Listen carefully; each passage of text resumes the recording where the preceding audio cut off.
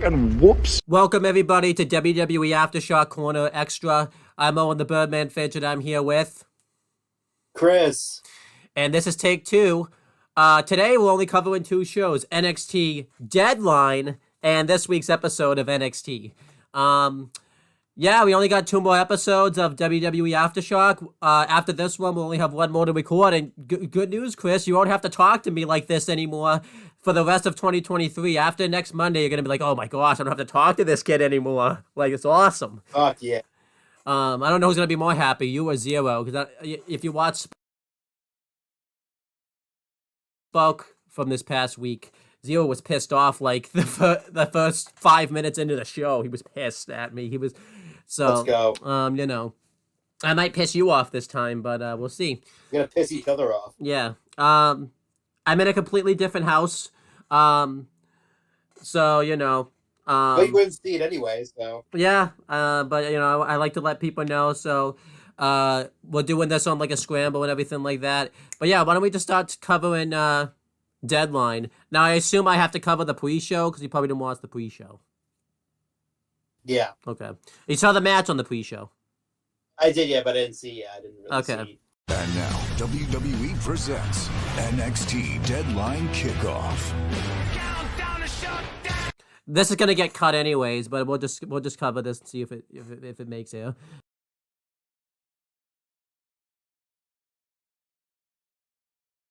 So we had the pre-show. We had the panel of Matt Camp, Megan Morant, and Sam Roberts.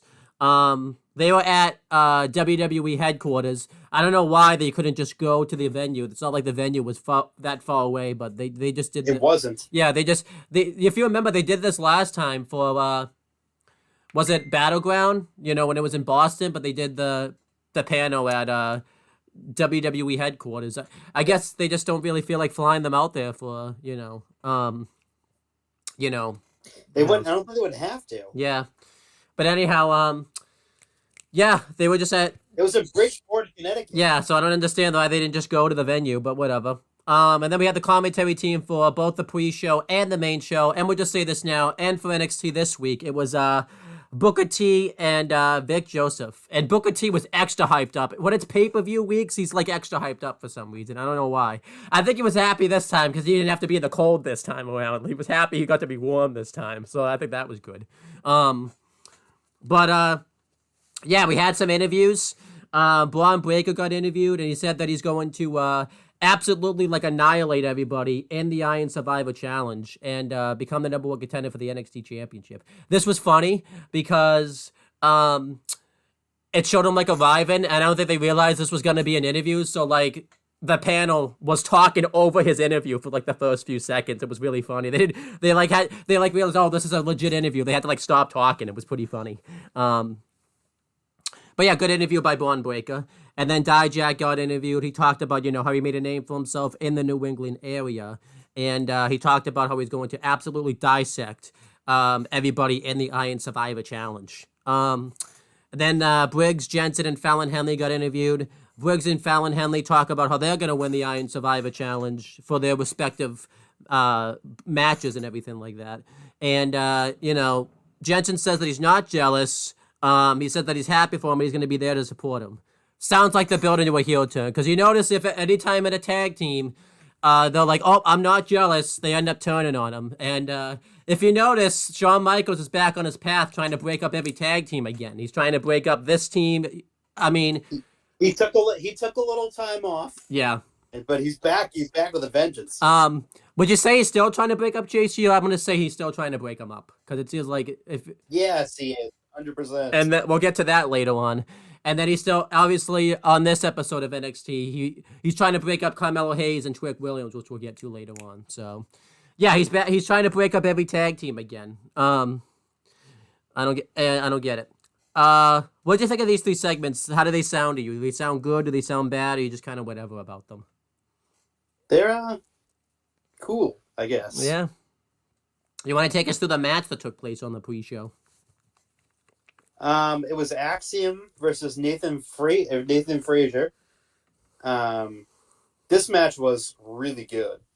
This to start out on the pre-show it's been building up over the past number of weeks. Looks like they're trying to turn Nathan Frazier into a heel, which again it could work, but like his gimmick doesn't really suit that of a heel Mm-hmm. in that no direction they're going in. But the match itself was excellent. Yeah, it was. It definitely would have fit on the card if the card was a bit longer. But I like them keeping it short. But it's definitely main card worthy for sure. But then Axiom got the win with the golden ratio. Really, just a really good like flippy match to get the crowd hot, and they really did. The crowd really came alive for this match. It was really fucking good. Yeah. Yeah, this match was very good. It wasn't as good as the past matches. I'm pretty sure in the best of 3 series there was probably a match in there that was better. But yeah, this was very good. You know, there was definitely moments in the match where it looked like Nathan Frazier was gonna go heel. They were kind of teasing to it, and then after Axiom won, they shook hands, but you could tell like Nathan Frazier had like this weird look on his face, like he wasn't happy about it. So, and you could kind of tell he's been acting fairly heelish recently. Like obviously, you didn't cover that week's episode of WWE Aftershock, but when he faced Ilya Dragunov, he was kind of in like the heel route type of thing. So I think he's going heel. Yeah, I think it'll be a nice direction for him. slow burn. Well, I don't Slow know. burn for his heel. It might be, you know, and how Shawn Michaels speeds things up. He could be a heel At next least- week. He could. That's true. But at least I don't think through the rest of this year, I think he's going to be a baby face. You're forgetting we still have 2 more shows this year. Shawn Michaels could very well speed it up. I mean, he sped up the heel turn of Tatum Paxson really damn quick. There was like 1 tease of it. She was a heel the next episode. That is true. Don't question the I can't estimate the stupidity of Shawn Michaels. Yeah. So, but anyhow, yeah, this was very good. I gave it 3 3/4 stars. What'd you give it as like a star, Aiden? I give it 3 3/4 too. It was again like this is like another really good match they have. These two just have excellent chemistry together. Yeah. Whether it's in a tag team, or whether it's in a singles match. The beauty about him going heel, I think his like talk show that he has will be a lot better with him as a heel than a babyface. I think. Because he can definitely add more to the gimmick. Yeah, I think it just doesn't really. So that would be good. But again, When you have a talk show as a face, you either have to be like really charismatic, yes, be like a Seth Rollins type, or or be like smart, be funny as hell. yeah, like Moxley was during his Ambrose Asylum. yes, Like dry sense of humor, like just that also too works too. But if you're not charismatic enough, it's not gonna work. yeah. So let's see what happens though. But this was very good, and I'm glad we're getting back to. It seems like we're getting back to that stage of having a match on the kickoff. It's not just yapping anymore. So that's good. It's good. It should be that way Yeah, because it shouldn't be a full hour of just talking. yeah, The only way they should have a full hour of just talking is at the Big Four. yeah, That's where only accept it is then, because it's okay. You need an hour to talk and then 2 matches or whatever, like on the next hour. But like, you can't just like on a regular fucking show, a regular pay-per-view, regular PLE do an hour of talking and no match. People want to be okay. Let's get the crowd going. Let's see what we can get the crowd juiced up here. correct. Let's continue talking about Deadline though. Let's get to the actual show, the real stuff.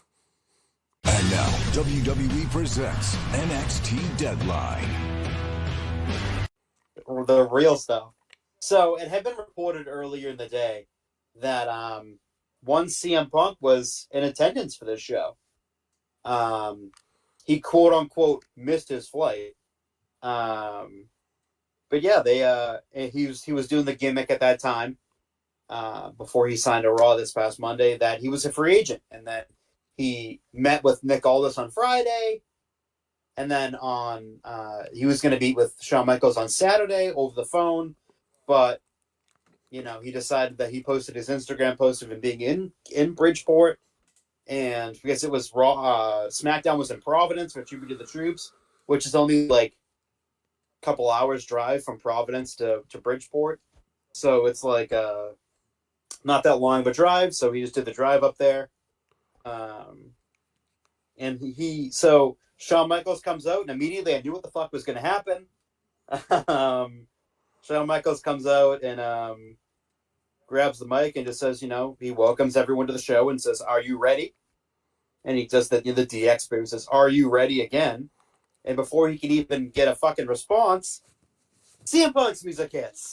It's like, holy shit. Okay, here he is again. This fucking guy's over in every building he's in WWE so far. Blew the roof off the place again. No fucking surprise there. Does a funny little bit where he does the Shawn Michaels entrance. He gets in the ring and they start talking, and he took a selfie. It's on his Instagram at CM Punk if you want to go look at that. It's really just like a cool behind the scenes kind of look, and Shawn immediately hits him with the nice sweatshirt because it was a Bret Hart sweatshirt, and he goes and he talks about how him and Triple H made up, just like how him and Bret Hart made up. So like anything can happen. And before he could really talk about why he was there, they just fucking play his music. And yeah, that was really odd. It was a really odd conclusion. I feel like that they jumped the gun on the promo. It was almost mid-word. Mm-hmm. They cut him off. Yep. And I'm like, it's a fucking PLE. You have a limited amount of time. This show could have gone till 4:00 in the morning if it wanted to. Like, it had an unlimited amount of time, and they didn't let him say the reason why he was there. Because Shawn and Punk looked at each other as soon as Punk music hit again. They started laughing. It's like, yeah, it was really what the fuck? Because he mentioned there was good news and bad news. He got to see what the good news was. We never found out what the bad news was. I was like, okay, they just cut him off. But whatever. Really weird. Yeah, this was awesome though. First time that CM Punk went head to head with AEW because Collision was on at the same time as this. Yep. Which was, he didn't exactly go head to head because Collision was taped last week, but this was still awesome. And yeah, it was really cool that they had CM Punk go on all three brands this past week, to kind of really get over that he's trying to make his decision on what brand he was going to sign with and everything like that. So, yeah, this was cool. And obviously, you're going to talk about this, but there's reports came out like his reception backstage and how he was feeling was very positive. Like he was very much talking to the talent and everybody like that. He was willing to help. You can just see the look on his face, and I'm going to say it again. He looks happy. Yeah. He just looks really, really happy. It's great. And I think he's loving it so far. You can just see it.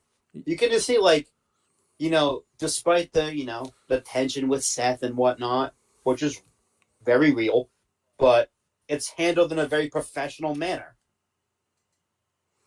And it's a professional workplace. And it was nice to see him again. Yeah. So, good stuff here. Then we had just wish I could have heard what the bad news was. I know. Well, I guess we found out what the bad news was because he didn't sign with NXT. That he wasn't signing there, like he was signing with Raw, obviously. But yeah, then we have the code open, which was good. It just kind of talked about how everyone was looking forward to the show and everything like that. Then take us through the first match on the show. So, it was the NXT North American Championship match.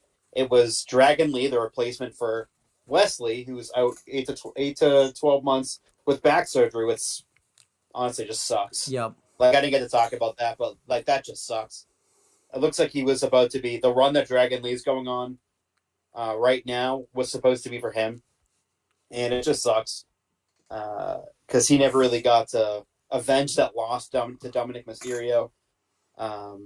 But Dragon Lee is an equally as amazing replacement, so I'm not too upset about that at all. Versus Dominic Mysterio for the NXT North American Championship. And Rey Mysterio, the fucking Hall of Famer, the amazing father to his ungrateful piece of shit son. He should just fucking, drop the parental rights at this point. He's just a piece of shit. He's just a dirty piece of shit. Look at him. He looks all raggedy and greasy. He's a fucking dude that's probably taking a shower in fucking 2 years. Yeah, I don't know what's going on with him. He's so greasy looking. Ugh. Take a fucking shower and wash your hair. Yes. So Rey Mysterio was commentary, and he was just like, and he was so supportive of Dragon Lee. He could have actually been his son the way he was talking about him. Yep. The way that he was talking about him, he was like his son. And it's like his son. The best part about it on commentary, there was points where Booker T was talking about Rey Mysterio like he wasn't even there. Like, it was awesome. Like, it's like, oh, like Rey Mysterio, and it's like, and Vic Joseph was like, Rey Mysterio's right here. You can talk to him. He's literally right here. He's 2 people away from you. On commentary, talking to you. You shook his hand. I think he forgot. That was so funny. That caught me off guard. I was dying laughing. When he was just talking crap about Rey Mysterio and talking about Rey Mysterio in the third person. It was like Vic Joseph just goes, Rey Mysterio's right here. He was right here. On commentary with a headset on. I think the best part about Booker T on commentary, like during the kickoff and everything like that, he tried getting all his catchphrases out there, and Victor was like, "Come on, there's 3 hours left. You can't use all your catchphrases." And Booker T was like, "I get 5 more of those." Like, he's just like, apparently he gets 5 more of those. So, I mean, for how bad Booker T is on commentary, he's so fucking funny. Yeah. Like I'm starting. It went from being like annoying at the beginning, and I'm really starting to like him on commentary. I really am. He's just so funny. Yeah, but yeah, he's talking about where like he's not even there. That was awesome. Like, I loved every bit of that. It was so funny.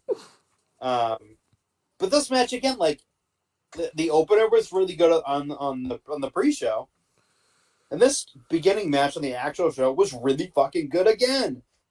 Just a really good, like, back and forth contest. Dragon Lee made Dominic look awesome. Not the other way around. I noticed you went back around and you would be like, oh, this match was really good. You wanted to make sure you weren't completely praising Dominic Mysterio. You'd be like, oh, it's all Dragon Lee. It's all Dragon Lee. It has to be. This is ungrateful son. Being that I once had a Rey Mysterio mask, and I wore it around my house. And I think I still have it, maybe. I don't know. I got it when I was like 15. But yeah, continue with the breakdown of this match. But this match was really fucking good. Again, like it's a tradition with NXT, like whether it's on the main on weekly television or a pay-per-view, where the opening match is always a fucking really fucking good. It's always a banger. Yep. And this again followed that criteria. At one point, Dragon Lee hit him with a Liger bomb, but Dominic had kicked out, and that was really shocking.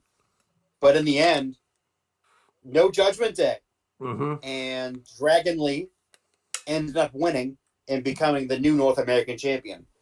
I give this match, I give it 3.5 stars. It was a great match. Again, I mean, I can't keep doing this. I gotta give props where props is due. Like, Dominic was a great North American champion. There you go. As much as I hate the treatment of his legendary father, he's a legend in the father game. He was a great North American champion. I just found it really odd that they kind of split up his reigns, and he was only after and they had Trick lose it again, like in short order. I felt like that could have just been one continuous reign. But overall, like his between his two reigns as a North American champion, he really elevated that title. There you go, giving him props. He deserves all. As much as I fucking hate his guts and I think he's a piece of shit, I can't deny the fact that where he was in 2020 to where he is in 2023, it's like a completely different wrestler. Yep. It doesn't even look like the same person. Mullet, Eddie Guerrero, tribute, and it's like he really brought a lot of eyes to the NXT product when it needed it the most. Mm-hmm. Like he's young and he can bring a whole like younger audience to the show. Yeah, this was really to watch it. So he really elevated it. Yeah, this was very good. I give it 4 stars. It was a great match right here. I was so happy Dragon Lee won because I wanted him to get something. Because I was worried he was starting to get kind of lost in the shuffle because he kept losing. And I was happy Dragon Lee finally got the NXT North American Championship. And I think from what you see this week, Dom's time with the North American title is over. Because, if you remember the last time, he just won it back immediately. You got a rematch and everything like that. It doesn't look like that's going to be, unless, they're just waiting to do a rematch till like New Year's Eve. It looks like he's going to be out of the North American title picture now, which, I think is necessary. But this was awesome. He needs some time away from NXT. But this was awesome. And Dragon Lee, I was so happy he won. This was great. 4 stars. Yeah, I'd bump it up. I'd bump up to 4. Again, like the tradition continues where it's just every first match on NXT, whether it's pay-per-view or weekly television, is usually excellent. Yeah, usually. And this is no different. This match was great. Again, as much as I fucking hate Dominic, and I still will hate Dominic, he elevated that title. He brought a lot of eyes to it. Yep. And I like how they did it too. They went from one main roster person to the next. Yep. They didn't try to give it to someone on the NXT brand that has no connection to the main roster. Now Dragon Lee is going to have that belt on both NXT and on the main roster.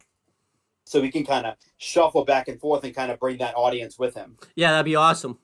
Especially, too, he'll defend it'll give him something to do on SmackDown because I think, he was doing the Santos feud, but now I think that way he was going to get lost in the shuffle. But now that he at least has the North American title, it will give him a reason to be on TV. Yeah, and it gives, maybe Santos challenges him for that title now. Yeah. You can have Santos, maybe Carlito, or when Ray's healthy, maybe Ray. Yeah, that'd be awesome. You can have so many matches now. Maybe Dominic.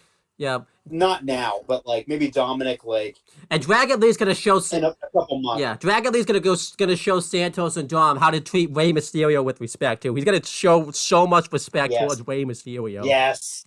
His real son, Dragon Lee. Yep. The real son. Yep. On this, the Iron Survivor Challenge matches, I'm not going to go over who got points, just because it's just too much. Especially the men's one's going to be a lot too. It's everyone at a point. But it's Blair Davenport versus Fallon Henley versus Kalani Jordan versus Lash Legend versus Tiffany Stratton. And the winner of the match would have been number 1 contender for the women's championship. Who's Lyra Valkyria, still the champion. This match, it was a very good match. Just the more the people got in, the better it got. There was at one point where it was Tiffany Stratton and Blair Davenport, and they had Fallon Henley started off first, and they had her in this double submission, and Fallon didn't tap out, and they just gave up on it. Yeah, and I was like, you do realize that there's 3 minutes left before someone can come out and save her. You can easily both get a point here, right? And I was like, that just didn't make any sense. I was like, why are you letting it go? That was weird. Yeah. They just stopped and instead of beating each other up, I was like, what the fuck? I guess they didn't want each other to get points, but at least they both would have been, because I don't think they were on the board yet, so they both would have been on the board at that time. So it was really weird. And then Fallon would have been out, and it gave them a chance to one up each other. Yeah. Well, not out, but in the cage or in, whatever. in the penalty box. Yeah. He would have been out for like a minute and a half. Yeah. So that would have given them a chance to go maybe one up or two up on them or one another. But Blair Davenport did end up getting the first pin, so she got the first one. Just solid. Last Legend ended up being a really big person in this match. Like she ended up, I think she went up. I think 3. She had 3 points. I think at one point. Mm-hmm. But Blair Davenport had a big comeback, and she ended up winning. And she is your new number 1 contender for the NXT Women's Championship. I get this match 3 stars. It was solid. It wasn't bad by any stretch of the imagination. Like a lot of good action. But yeah, like I said, like for both these Iron Survivor Challenge matches, I'll give you little bit points because again, if I do everything, it's gonna be fucking. Yeah. We're gonna overrun here. I'll do that. But yeah, this was a great match. I really enjoyed it. I feel like this time around because they had done it before, they got the Iron Survivor Challenge formula. I thought last year's was good, but I think these 2 matches were better than last year's because they have the formula down for it now. Yeah. And they did new things in this match. The big thing is they had Last Legend get 2 pinfalls at once, and I got it 2 points, which was good because I think they didn't do that last year. No, they did singular points for each person instead of trying to double up on pins. Yeah. And for the men's too, they tried to do a lot of double pins and stuff like that. But yeah, this was great stuff. I think the only thing I didn't like was that they didn't give. Kalani Jordan could have at least gotten 1 point. It just kind of felt like she was in the match just to take the pins. It feels like because I think she took most of the. Just a fall girl, essentially. I think the metaphor inclusion was good. That was good. Fallon Henley takes a bad bump off of the penalty box through the announcer's table, which was insane. And then, I think the right person went over. I'm really happy they gave it to Blair Davenport. I think she was the best person. Kind of getting lost in the shuffle, badly. Yeah, so I think she needed to get a title shot. I think her and Lyra Valkyria will put up a good title match because we found out that the match is going to happen at New Year's Evil. They mentioned that, I think, before this match happened. I give it 4 stars. This is going to sound sexist, but I think it's true. I think the men do it better later on just because the workers in the match are better, and I thought they laid out that match a lot better, but I think this match... You have every right to have that opinion, and it's kind of true. Yeah. There's some really good competitors in this match. There was, Kalani Jordan, again, someone they're building up and someone who has a lot of potential. Yep. Has that gymnastics background. I said this in the chat, by the way. Yeah. I said this in the chat. Can you imagine where Kalani Jordan would be right now had Dana Brooke not gotten released? Because Dana's Brooke's release, I think, benefited Kalani Jordan big time. That was going to be her spot, essentially. Yeah. But then Kalani was allowed to have the spotlight. Last Legend sucks. I think we can all agree with that. Yeah. She's just not good. They made a good choice having her be the last person to at least come in. She wasn't I thought, her spot was good. Yeah. So. She needed, big girl like that, very tall girl, she did power moves and shit, and that wasn't her skill set. Is not. Yeah. She can't go bell to bell, so it's perfect for her to come in last. I think there was. And Tiffany Stratton, I think she's fucking massively overrated. Yeah. And Fallon Henley's pretty good too, also. So there's some Fallon Henley. Yeah. Point Kalani Jordan are really. When you read the talent in the when you read the talent in the men's match, it's not even compared though. So, this was. This was great though. Right person won, and I like too. They used the rules to their advantage, because Last Legend was the only one that really could have gotten points by the time Blair Davenport, but she got stuck in the penalty box, so that ended up screwing her over and everything like that. Yeah, I like that. That was really cool. I said this. I think. Way to close it. Yeah, I think this match is going to be in the game. This match is going to be in the game, and I think this match will be mad fun to play in the video game. I think. Oh, for sure. That would actually be really fun. Yeah, because they included war games in last year's game for the first time. and now it was back in it this year. And War Games. Think really about fun how to play, think about how badly we're gonna, because we broke the War Games match because we do a bunch of shit that. Think about how badly we're gonna break this match pretty much. You realize we could just like you realize we could just get pins on people and just have ourselves just be in the match. Like we could just keep pinning the computers pretty much, and they have to go in the penalty box. You could. It's going to be so easy to break it. But yeah, this was fun. This was great. So post match, I would Davenport cut. Yeah, and I will say one more. I would like to see. I think this match would be great if they do it on the main roster too. I think it would be awesome. This match would be mad fun. Oh yeah. Yeah, you could definitely do that. Yeah, with both the men and the women, I think it could work out. But yeah, it would be like if they didn't have like everyone was like in a storyline. Yep. And you like couldn't like move people out. Yep. You could easily have like a mid card like Iron Survivor Challenge like on an episode of Raw just to fill time. This would be on the show. A fun match for Walter to have if he defended his IC title in this match. Yes. It'd be great for him to lose if you don't want to have him actually lose the title, this would be a great way for him to actually lose the title without losing the championship either. So. Oh, you could do that. Yeah, like at WrestleMania or something. Like. Yeah. He just never gets pinned. He never gets pinned, but he just doesn't get like enough points in the and that causes him the title. Yeah, that'd be awesome. Yeah. That'd actually be really fucking clever way for him to lose the title and have like a path to a rematch without losing. Yeah, or just get out of the IC title scene without. Yeah, exactly. Yeah, and it would be a path for him to stay like undefeated without like suffering a loss. Like I'm thinking Johnny Gargano would be great in this this format. He'd be great. Yes. I think the one thing I feel like it should be 30 minutes instead of 25 minutes. I think an extra 5 minutes would benefit this match. Yeah, like an even 30. That would be. It's just weird that it's 25, and I obviously don't like because it's a Shawn Michaels book, and you can get disqualified. I'm glad they haven't done it yet. They're gonna do it someday, but it's just so weird. You can get disqualified in this match and cost yourself a fall. That's just fucking weird. Like why? Like it's weird, but like I can get like honestly like if Lash Legend was in the match and like Metaphor was doing their shit on the outside, I think she would have got disqualified and lost a point. Yeah. But anyhow, let's continue with we're done breaking down this Iron Survivor Challenge. Let's continue with the post-match stuff and everything. So Blair Davenport cut a promo about how she's going to win the title in New Year's Evil from Lyra Valkyria. Lyra didn't like that very much for some reason. She doesn't like talent being confident. What a mean person. Mm-hmm. And then she comes up, but she's blindsided by the returning Cora Jade. Oh my gosh. Fantastic heel fill. New fake tits Cora. Yep. Great.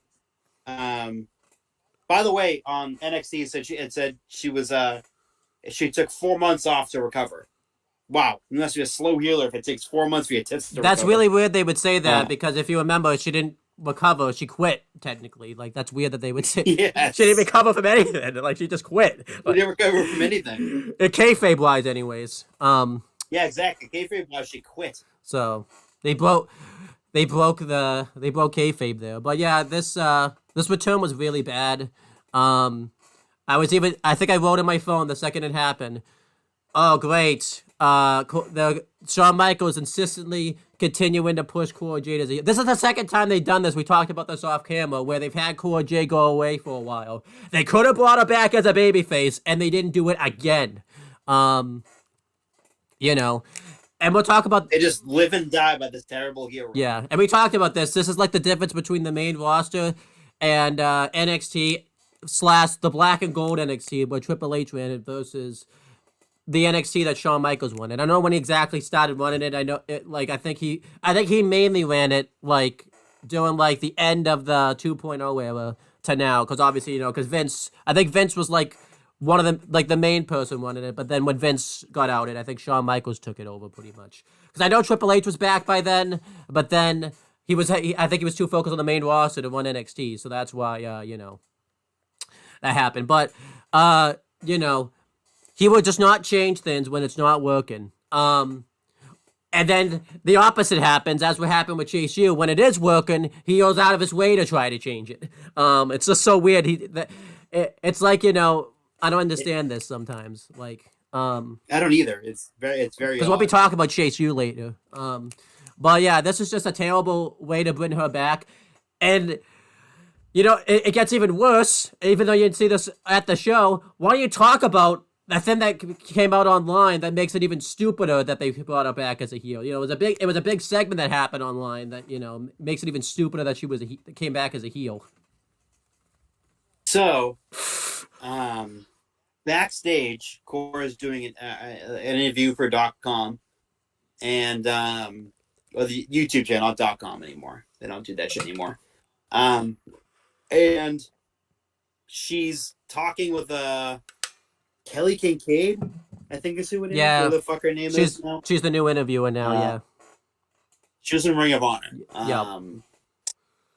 And all of a sudden, you see Mr. CM Punk roaming around backstage and takes a selfie.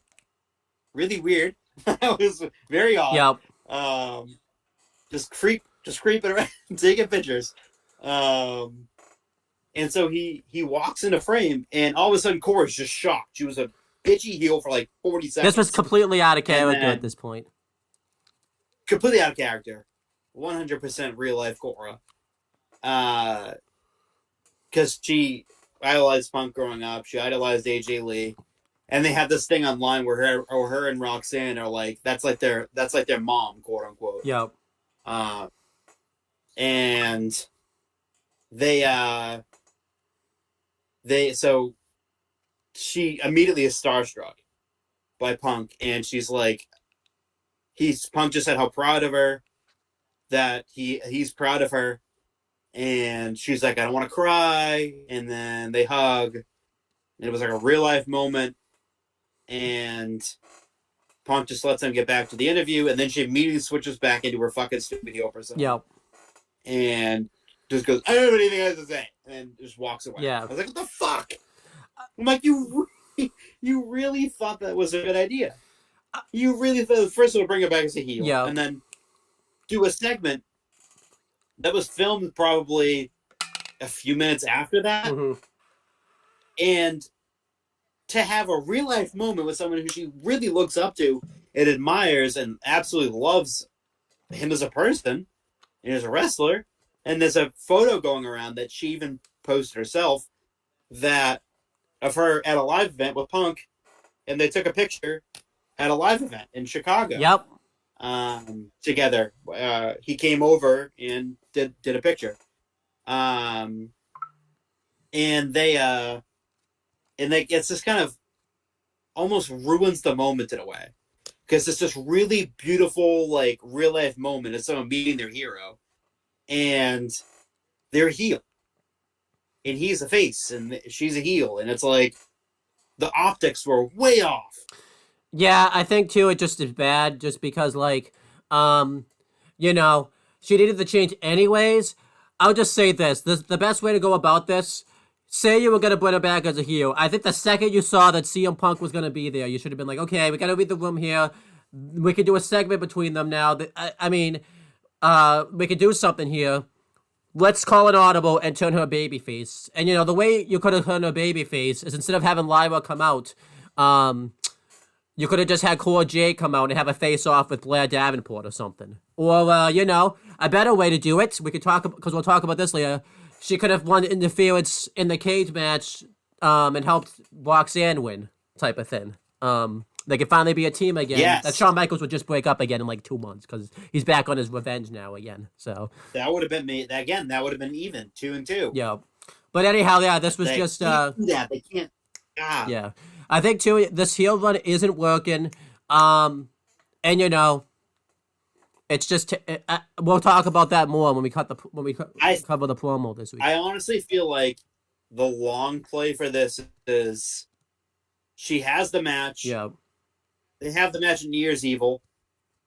They have Cora face, and of course, Blade Edmore's not going to win, because the match at fucking the pay-per-view is going to be at the next show is going to be Cora vs. Lyra for the title. Yep. And then after that, I think they might do Cora and Roxanne as a team again. Because they've been teasing like a lot online because I mean they're friends in real life too. So it's like they're always taking pictures together. Yep. They're always doing bits where they're crossing each other out online in pictures they take with each other. As you see that, they both took a picture with Punk. yeah. As you see together, as you've seen too, Roxanne has been going the more she's been going the more heel route recently too. Yeah, but again, this brings out the face side in her again. Yeah, I don't know. We'll talk about that. I think eventually, yeah, maybe I can kind of see that going in the direction where it's like, okay, Lyra against Blair at New Year's Evil, and Lyra wins, and then the next is Cora, and then she beats Cora, and then Cora turns face and teams up with Roxanne to face, I don't know, Kiana, Izzy Dane, maybe still going on. I mean that's a complicated ass way to get there, but you know that's how Shawn Michaels likes to do things. He likes to take the complicated. Literally is the easiest way would have been have her interfere in the cage match and help Roxanne win after Izzy Dane got involved. Yeah, well we're gonna talk. Well, you could have done again. You could have pulled an old WWE trope, not trope, but like trope, where it looks like she's about to help Kiana and Izzy beat up Roxanne, and then she saves her. Yeah. They easily have done that. Yep. Or, here's a little fucking novelty idea. You could turn Lyra heel and have Cora be the face. Yep. And it's just so bizarre. Yeah. Especially that. But you know, we'll talk about that later. I think now Roxanne Perez is dead as a babyface, but we'll talk about that later. I think she's been dead as a babyface for a while, but I don't think they're gonna. Yeah. But yeah, this is. I think this cage match really killed it, like badly. Oh yeah. Oh my god, yeah. When she wasn't in the Iron Survivor Challenge, I knew she was dead. Yeah. When she lost a fucking Lash legend, possibly one of the worst wrestlers in WWE. Mm-hmm. Regardless of brand. Yeah, probably. Yeah. Continue to talk about NXT. So Carmelo Hayes versus Brian Pillman Jr. was next. There's a segment before. There's a segment before this with Carmelo Hayes and Trick Williams. I forget what happened. Pretty much, they just talk. They just talk about how they're gonna win their matches tonight, and Carmelo Hayes is gonna take care of Lexis Kin, and Trick Williams is gonna win the Iron Survivor Challenge, and then they're gonna focus on just being Trick Mello game again, pretty much. We'll see about that. We'll see about that. Well, NXT changed that, but we'll talk about that later. Yeah, pretty much a squash match. Yeah. Yeah, and Brian Pillman loses with nothing but net. Yep. Post match, Pillman got on the mic and said that he wasn't the one that attacked Trick, but hey, thanks for the PLE anyway. Yeah. I'm like, wow, that was the dumbest fucking way you could have had him be on a pay-per-view. Right. Yeah, this man. But again, I think like what he does later on NXT makes it somewhat a little bit better, I guess, because yeah. But yeah, I thought the match was good. You know, I thought Lexis Kin looked pretty decent in the match. But yeah, I didn't really like that he just lost out of nowhere with nothing but net. Like, he just got hit once with it, and then that was it for him. I guess he saved it a little bit because it looked like he was calculated because, you know, he got a PLE match out of it. So I guess he set the whole thing up to make it look like, you know, that he was working with Carmelo, so Carmelo would challenge him to a fight.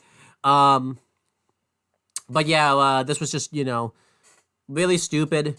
Not the best way I would have liked to see Lexis Kin have his first PLE. I thought they were going to do something where, like, he was going to win type of thing, but that didn't happen.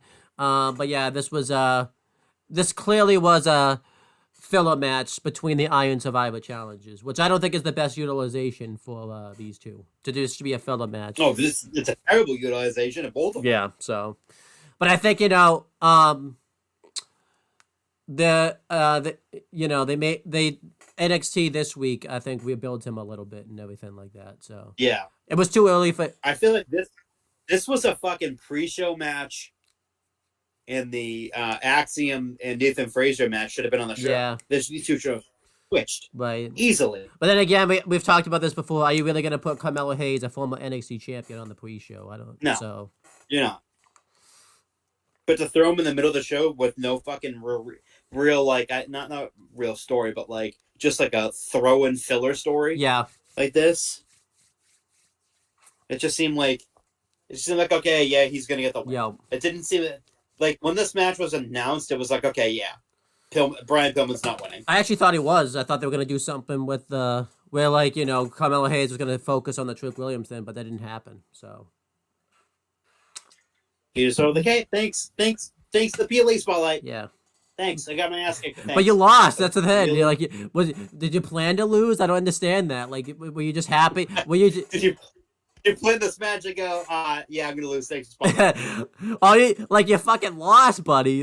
Not just lost, you kind of lost in embarrassing fashion too. Like, it's like you would have been better. Yeah, it was like basically a glorified squash. You would have been better off just staying at home. Like, You would have been. but whatever. Did you see that picture I posted in our chat? What was that? I posted a picture of Brian Pillman, and I'm like, you cannot convince me this isn't a loose cannon Brian Pillman. Right. Like, it's literally, they were like, hey, we're gonna have him be like an entirety of Brian Pillman, but he's not gonna have his name. I mean, I'll say this though, we can shut up this all we want. This is better than what he was doing before in AEW. He couldn't. I don't even think did he. Oh yeah. Did he even make it to a pay-per-view match in AEW? I don't think he did. He probably made it to like a buy-in match or something, but I don't think he made it to like. I think he was on. I think a couple buy-ins. I think. Yeah. Maybe one pay-per-view or two at max. I don't even know. Like I couldn't even tell you. His run was so far gone after a while that it's like, I don't even know. But don't worry, the AEW crowd was quick to say that he sucks. Right. But I would say he after they loved him for his entirety of his run in AEW, now all of a sudden he sucks. Right. I wonder why. But yeah, I would say like he's doing a lot better now than what he was doing in AEW. So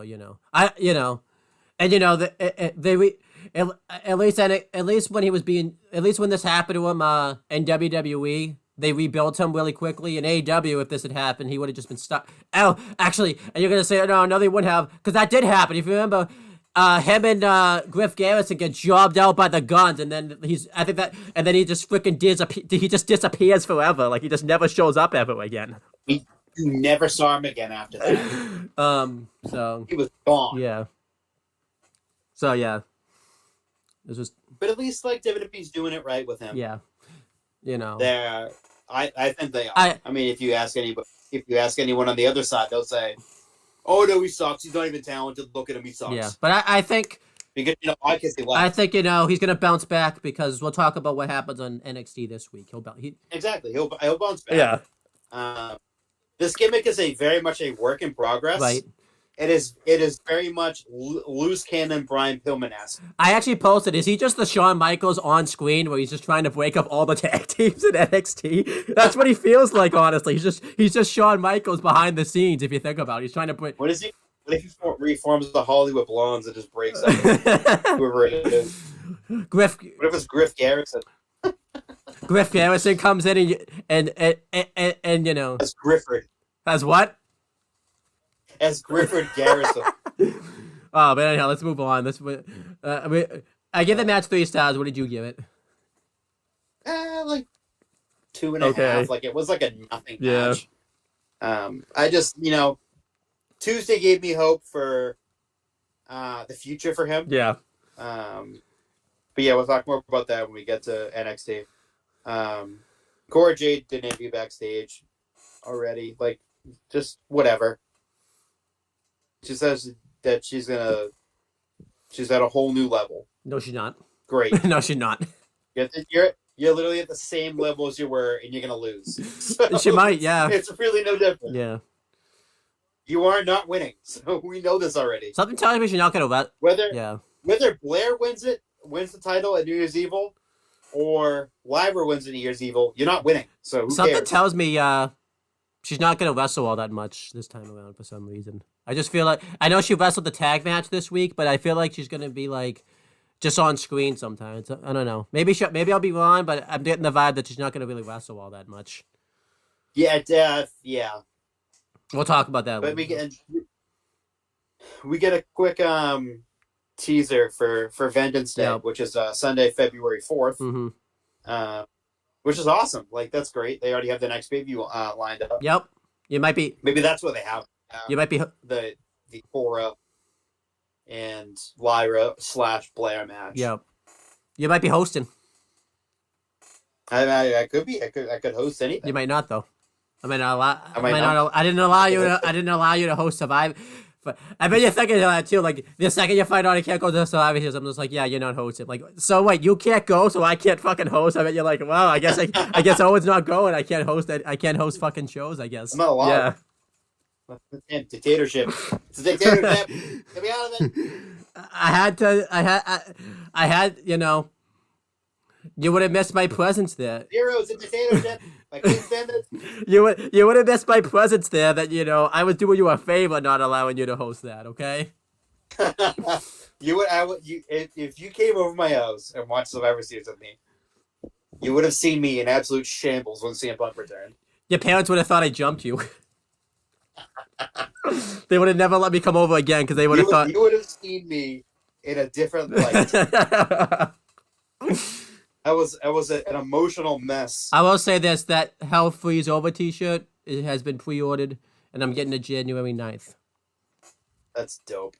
I love that shirt. I think I'm getting that new Best in the World shirt. I think I'm getting that. I wanted it for Christmas, but I didn't realize it's not gonna. I guess it's just a pre. I guess that's how popular the shirts are. You know, you just pre-order them. But... Oh, I didn't even think of that too, because I wanted to get it in before the second, because that shit's gonna sell out fast. But yeah, I want to get it too. You know, because he's gonna be in the Rumble. I'm gonna be at the Rumble. I'd like to match with him. You know. But anyhow, let's That's right. let's talk. Let's continue breaking down the show. We're fucking talking about anything else but the fucking show. So Trick and Mello were backstage, and then Trick says there's an apology and he's good, and then Trick congratulates Mello on whooping Brian Pillman's ass, and now he says that it's time for Trick to go whoop that Trick. Yep. Yeah, looks like they were good. We'll find out. Yeah, we'll talk about that. The Mirage. The Mirage. We'll talk about that on when we review NXT from last night. But yeah, next is the Men's Iron Survivor Challenge match. I thought this was the end of the show. I completely forgot there was 2 matches after this. Yep. Because I was like, wait a minute, why is it not the end of the show? And I looked at the match card and I was like, oh, wait a minute, because there's 2 more fucking matches on after this. Yep. This seemed like this match was so good. I thought it was the fucking closer. I know it really should have closed the show. Honestly, like the 2 other matches after this just felt like blah afterwards. I feel like it should have been it was the cage match. Well, maybe the title match here and the Iron Survivor. North American Cage, Women's Iron Survivor, the NXT Heavyweight Championship match. No, and then the cool down match with Mello. Yep. And the Iron Survivor. Or if you wanted to go title match and then Iron Survivor. Yeah, that would have been fine. Especially, too, because this would have been like, you know... This match would have been... Because this should have closed. Yeah. This match was outstanding. Yeah, it really was. Say who's in it and take us through the match. Preach. So, it was a shot for the men's NXT championship. It was a number 1 contenders match. It was Braun Breaker versus... Dijak versus Josh Briggs versus Trick Williams versus Tyler Bate. Dijak and Briggs started the match out. This match, it was back and forth. Yep. A lot of big fucking spots in this match. Again, like I said about the women's, I'm not going to go over fall for fall or everything that happened because it's just too much stuff and it's going to take way too long. I will do cliff notes, however. But everything just worked in this match. Trick came out to a huge reaction. Josh Briggs looked great. Dijak looked really good. Mm-hmm. Braun Breaker looked good. Everyone. Trick, Briggs, Dijak, Tyler Bate. Everyone looked really good in this match. Braun Breaker is second to last. Or is he last? He's last. Yes, he's last. He comes in and immediately 1, 2, 3, 1, 2, 3, 1, 2, 3.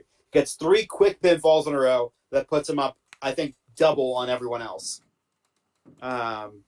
Just immediately, because he pinned Briggs, he pinned B, and he pinned Dijak. All with spears too. Mm-hmm. The last one to fucking Dijak, he caught Dijak out of fucking midair and hit him with a beautiful spear. It was awesome. That was fucking crazy. Just chaos, fucking everywhere. In the final, in the final closing moments of the match, Trick Williams goes on a rampage, and just he but gets a pinfall, 3 pinfalls in a row. Yep. And as the timer is counting down, it's Braun Breaker with a vicious knee and pins him for the 1, 2, 3. Mm-hmm. Right as the clock's about to hit 0. I think there's about 2 or 3 seconds left on the clock. And Trick Williams won the match and is your Iron Survivor winner and is new #1 contender to Ilya Dragunov's NXT Championship. This match was amazing. I'm going to give this 5 stars. This was incredible. The women's match was very, very good, but it was nowhere near the level of the men's. Yeah. The men's was fucking outstanding, and you got it wasn't like the women's where it's like Lash Legend comes in, double pin, and she's up, double falls on people immediately. It was like Braun comes in, hits the 3 moves of doom essentially, and goes up, and everyone's looking around like, what the fuck? Like, how are we supposed to beat him? Yeah. Now, like he's up 2 falls on all of us, in rapid succession. But Trick found a way to pull it out. Yeah. And just like I immediately, like, because I was laying down and watching it at the same time, I immediately like hopped up and I was like, oh shit! Like that got me out of my seat, and I was hyped. It was so sick. That was like one of the best closings to like a multi-man match that I've seen in a very, very, very long time. This was booked masterfully. This was like fantastic. There's some of the stuff that you haven't even mentioned that like what makes it so great. Like everybody got a fall, which was great. Like no one really looked weak. Yeah, like I was thinking Josh Briggs was only in the match to take the fall, but he gets like 2 falls in the match. What I loved is they booked this masterfully. They had Dijak and Josh Briggs at one point work together, and they both needed points. Like I think they both were like tied, so they just decided, hey, we're both just gonna get pinfalls at the same time together because it benefits us to both get pinfalls right now. And I think what they did was they took like the 2 people out that were like in the lead to put in the penalty box, so it neutralized them. Tyler Bate went on a spree. There were points where Dijak just kept getting surprised roll up, like pin and getting put into the penalty box. Like I think at one point he comes out and he's already back in the penalty box pretty much, which was like awesome.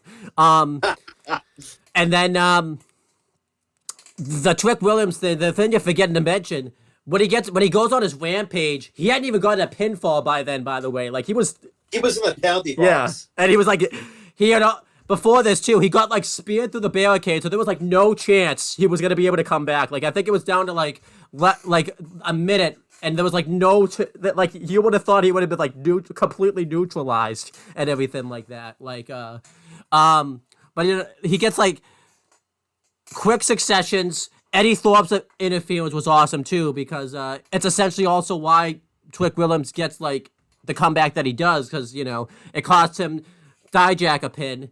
And yeah, this was just booked really masterfully. This is probably the best Iron Survivor challenge that's like ever happened, and I don't think they're gonna top this Iron Survivor challenge of how masterfully they like booked this. Everyone got multiple points. Yep. It looked way more competitive. Yep. Than the women's was. And the women's was good. The women's is very good. It's just everyone got a point. Everyone at any point it looked like anyone could have won. I think the booking Where it was like with the women, it was like, okay, Yeah. like I thought Tiffany was gonna win. Like it was so obvious that like it made it look like it was obvious that Tiffany was gonna win, but she Yeah. didn't. But I think but Lash Legend really didn't have a chance despite beating up like multiple yeah. points. I think what made this like so great is you can tell a lot more thought was put into this match versus the women's iron. Like they sat down and really Oh, yeah. pieced together like a fantastic match out of this and everything like that. And yeah, it was just like really great. Josh Briggs had a breakout performance in this match. Like he looked excellent in this match. Like it was just yeah. No one felt that a play. Yeah. Like you would have thought Josh Briggs felt out of place, but you know, he really like I thought he was gonna be the fall guy, but I don't even think he takes that many pins in the match. The final pin There was really no fall. yeah, the final pin was Braun Breaker, which you wouldn't have thought was gonna happen. Like Oh yeah, exactly. um He was up fucking three. He was up multiple points. Yeah. Going into the final minute, you're like, okay, this looks like Braun's gonna be the number one contender. yeah. The only knock I have about this match is that it didn't main event, but that I'm still giving it 5 stars. Like Yeah. this would have been awesome to main event the show. I don't know why he didn't. Like it was awesome. Like Yeah. ugh. And then it showed creepy Mello in the background after Trick He won, didn't look very happy. sneaking up on him. Yep. Creepy Mello. And then backstage they show Dragon Lee getting presented the North American Championship with his side plates on it from Rey Mysterio, which is a really nice touch. And then as Josh Briggs was coming back to greet Jensen and Fallon Henley, Josh Briggs like kind of flips out a little bit. Like he was frustrated, and like I could see why, because he thought he had a chance to win. Yep. And he flips out at Jensen and Fallon Henley. But then Brooks Jensen turns around and is like, you guys both did great. Like you should both be proud of yourself. And then Metaphor showed up and they started talking shit, and a brawl broke out between Metaphor and Jensen, Briggs, and Fallon Henley, and that led to a announced 6-man tag Yep. for the NXT show that happened. Mm-hmm. This was a good segment. Good way to build that up. Yeah, it did. So next was the fucking steel cage match. Oh yeah. Between Kiana James and Roxanne Perez. This match is okay. Yeah, it was. It wasn't bad. It's just okay. Yep. Randomly, for some reason, Kiana James is a heater for some reason. So they brought in Izzy Dame, and it cost her the match, and Kiana James won with a chair-assisted go breaker. I give this like 2.5 stars. Yeah. For a big match, like a cage match, it certainly felt out of place, and there was no heat behind it. It doesn't. No one cared after that big thing by Trick, where he came back in the final minute and was able to rifle off 3 straight pinfalls and win, or 4 straight pinfalls and win the match. Like the crowd was quiet and they were dead. Yeah. Especially like, they just didn't care. And it just no matter what they did, it didn't matter. Especially too, this feud was already done by Halloween Havoc. Like it was pretty much wrapped up. I don't know why they continued it. But because Shawn Michaels did a stupid writing team. Yeah, and then obviously I just mentioned this. They've just killed Roxanne Perez even more as a babyface. She has not been the same. Honestly, she has not been the same since they had to do that anxiety storyline. That like really.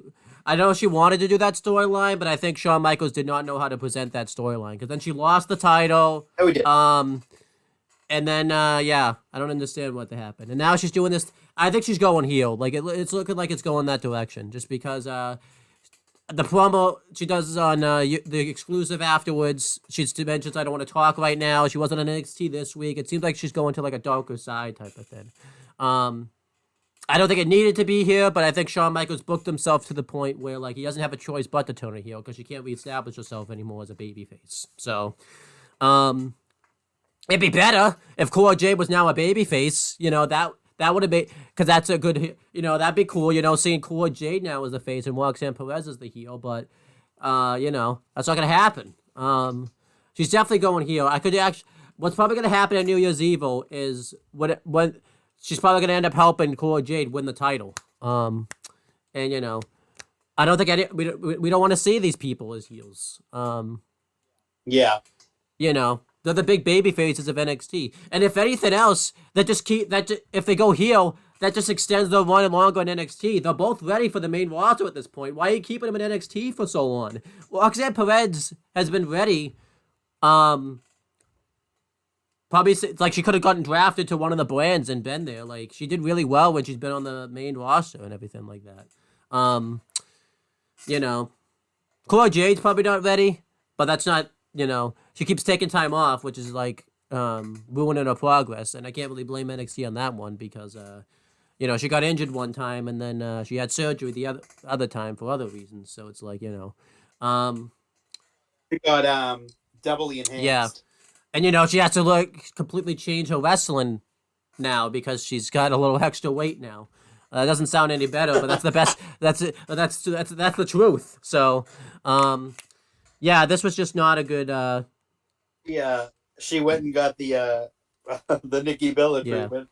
Also, too, the way that Roxanne Perez loses this match, too, made her look like a dumb baby face. You know, she, because Kiana James grabs the chair, and then, you know, Roxanne Perez like went to close the door, and then Izzy James showed up. Like, what a dumb babyface she was. She just fell for that trick. Like, that was so stupid.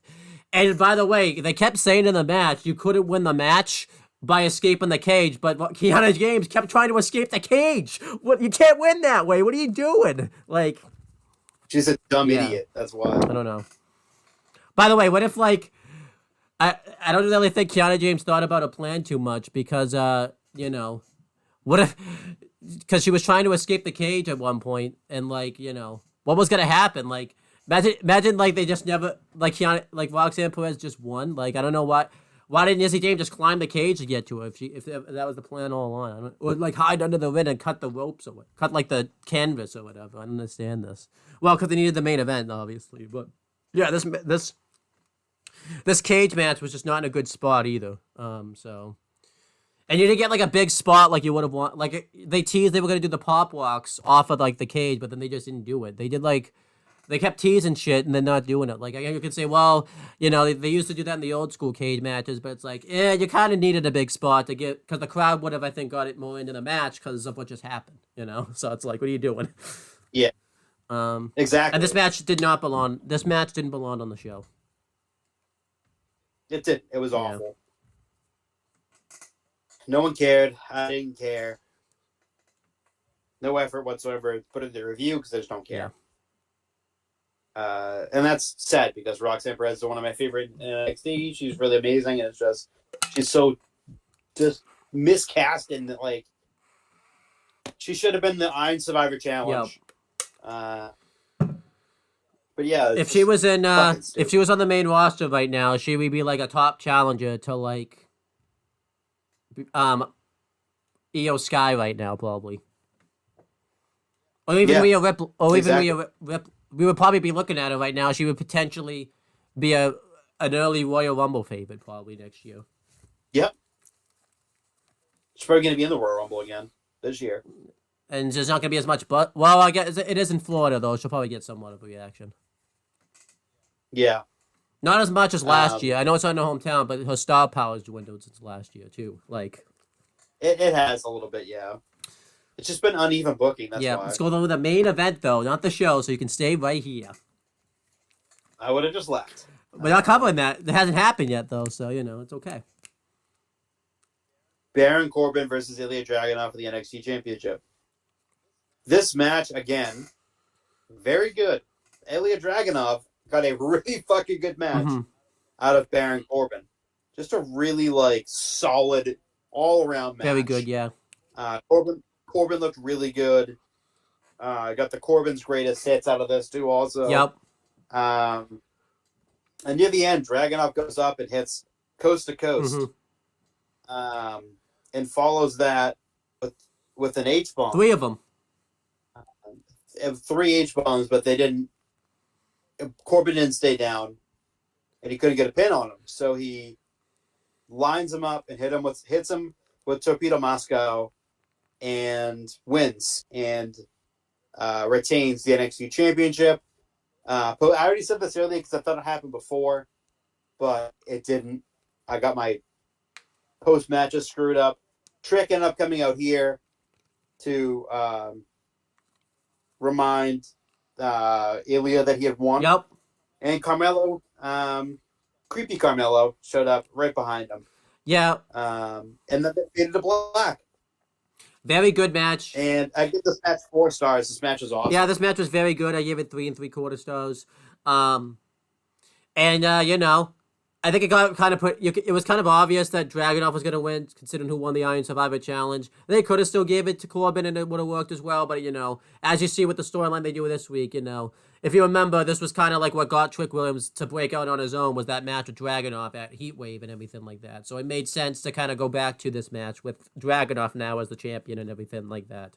And, you know, as with what we see they do this week, it makes more sense for the storyline to go this way. And, you know, I thought Corbin looked really good in this match. I don't know what this means for Corbin, because I don't know what more he can do in NXT. Like, you know, I think it feels like this is kind of it for him. But I just don't think he can go back to the main roster right now either, just because there's still a lot he could do in NXT. But, you know, as good as his booking has been, it's just been more weird, I think, than anything else. Just because, like, you know, he's had a character change, but I don't think he ever, like, fully changed that character, just because, if you remember, he had to come back to TV early because Gable Stevenson wrestled, and they needed Corbin for that. So then he never fully changed into the character that he is now. I think they were supposed to air one more vignette, but then they realized, oh shit, we need Corbin for the Great American Bash. Okay, fuck it, we just never, you know, they Alexa Blissed him pretty much, you know, if you remember when Alexa Bliss was going through those vignettes, they brought her back to TV too early. So that's kind of what happened with Corbin. I mean, as you remember, Shawn Michaels does everything backwards, pretty much. He's Mike Tyson all over again. He doesn't do everything backwards. He forgets to air, like, a certain segment, or, like, he does it out of order. Like, he's so weird with his booking sometimes. He just airs everything out of order. He's weird. So. Yeah. I don't know. Does he watch TV shows, like, does he just miss a big episode of, like, a TV show? He's like, oh, I guess they're just here now. Like, I don't know. Does he miss, like, a significant... It's aired out of order. Not even that. He watches it in order, and then he just decides, oh, I'm gonna skip this episode, and it ends up being, like, an important episode, and he sees, like, he misses, like, an important episode that sets the motions up, so he just kind of skips that episode. I don't know. Like, what are you doing, Sean? Watch the episode. It's not hard. Like, it's like he watches one episode and skips the next 3. Like, wait, who's this character? Who's this character? And who's this character? I don't know, Sean. Go back and watch episode 2. You're in episode fucking 3. And he's just like, you're in episode 5 right now. Just skipped over 3 and 4. And he's probably just like, wait, this person just had a big character change. Weren't they built into that at the beginning of the episode? Oh, I guess he's just that way now. That's just how it is. This is how it is. You watched episode 2, but know this is a new character. I gave. What would you? Let's do letter grades for a Deadline now. What would you give Deadline as a nice little letter grade? Well, a mean one, you know, it could be bad. I give it an A-. Yeah. I thought the show was very much saved by the opener, the women's Iron Survivor Challenge, and the men's Iron Survivor Challenge. Other than that, you got 2 throwaway matches, a steel cage match, which shouldn't be a throwaway match, and a Carmelo against Brian Pillman Jr., and the main event was really good also, too. So it was really saved by those matches. Yeah, really. I'll go A- also. I think the thing that we got to add that makes it an A- for me is the card structure, and could have been a little better. Like, the Iron Survivor should have been the main event, and like, the card structure, and, you know, could have been moved around a little bit and everything like that. So, you know. There you go. That's our grading for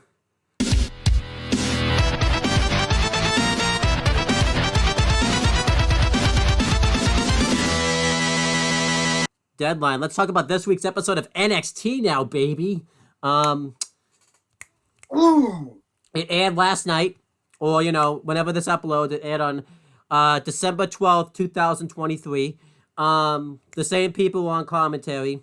And it shows Carmelo Hayes and Trick Williams arriving backstage. And, Trick Williams, he's being interviewed paparazzi style.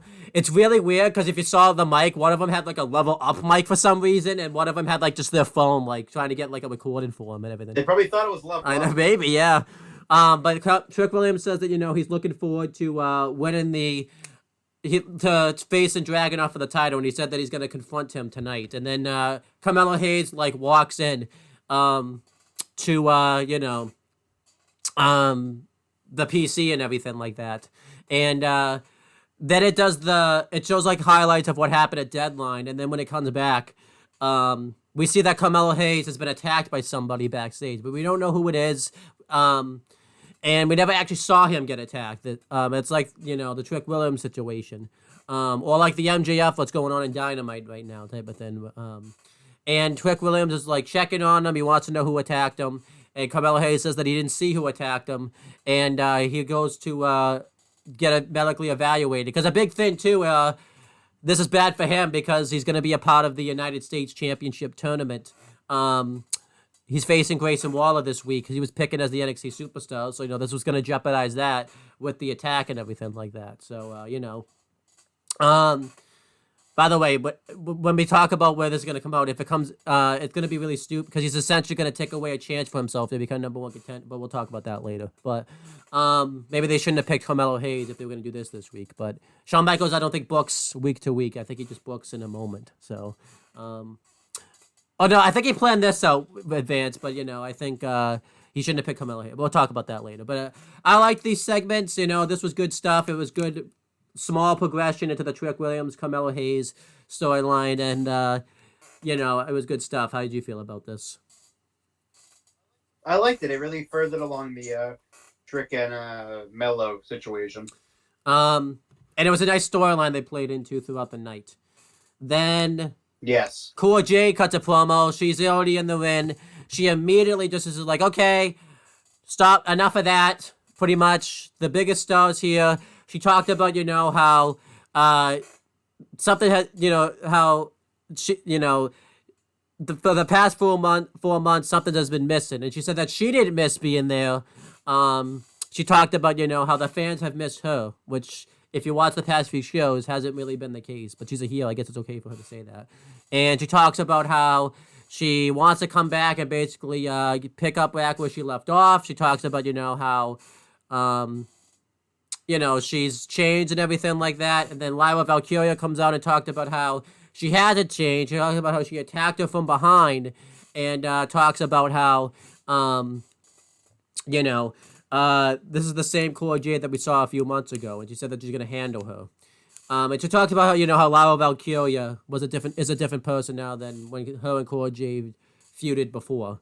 And then Blair Davenport comes out and says that, it doesn't matter because I'm going to beat you for the title at New Year's Evil. Nikita Lyons comes out, who got a really good reaction for some reason.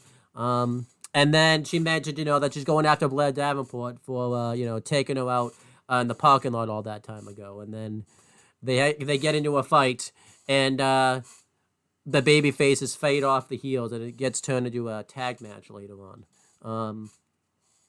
This segment was pretty mediocre.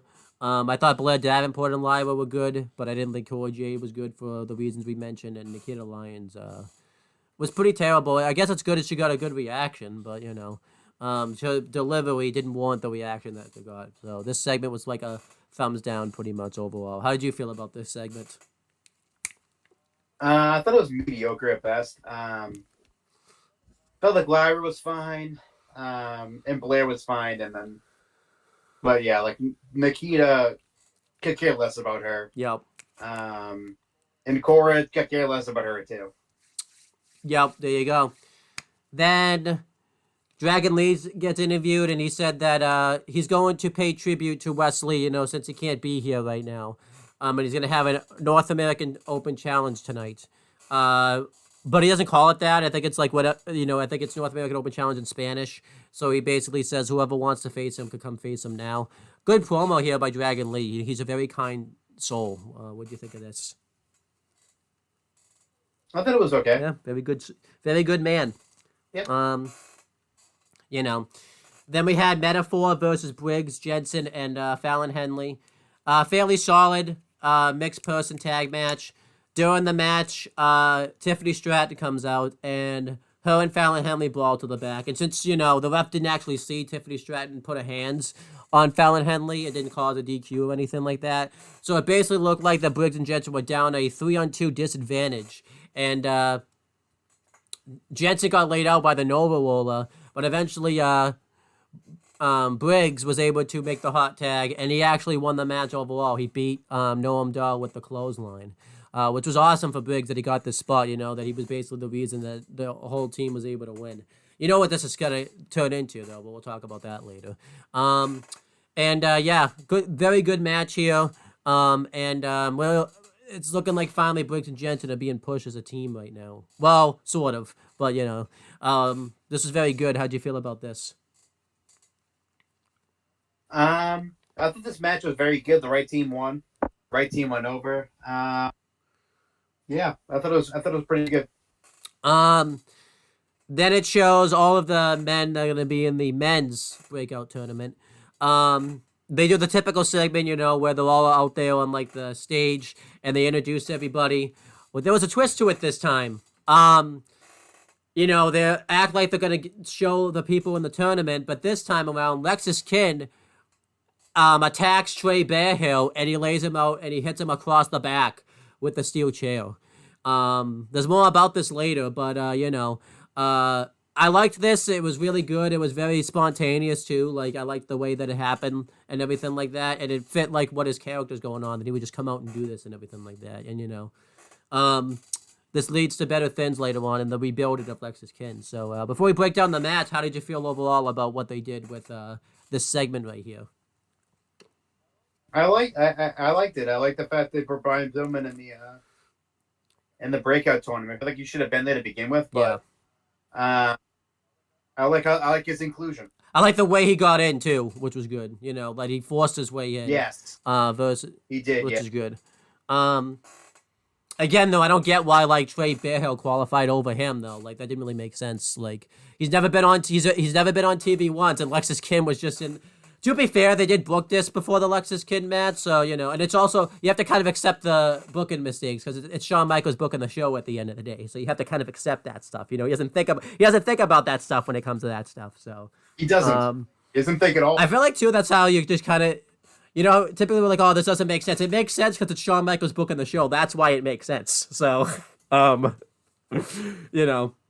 we had the first match of the night in the men's breakout tournament. It's Obafemi versus Miles Bourne.